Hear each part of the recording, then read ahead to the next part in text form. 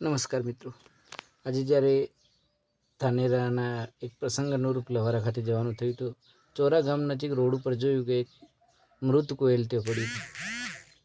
તરત જ મારું બાઇક સાઈડમાં કરી એની પાસે જઈને જોયું તો અમૃત કોયલ એક દિવસથી ત્યાં પડી હોય એવું લાગ્યું.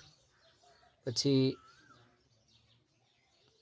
મારી બેગ ખોલી, મારી બેગમાંથી મેં ગ્લોવ્સ કાઢ્યા, બંને હાથે ગ્લોવ્સ પહેરી અને આ જે મૃત કોયલ હતી એને મારા બંને હાથે ઉચકી અને રોડની સાઈડમાં જે જગ્યા પડી હતી તે જગ્યા ઉપર લઈ ગયો.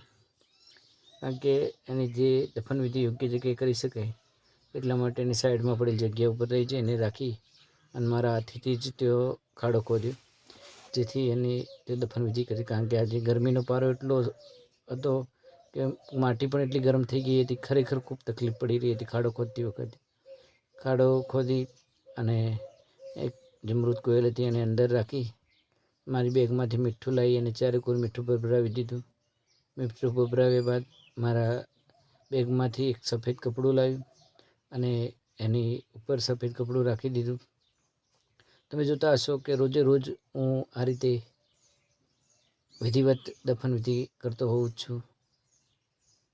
મારા હાથેથી જ એની ચારેકોર માટીથી ઢાંકી દીધું. માટી એટલી ગરમ થઈ ગઈ હતી આજે ખરેખર.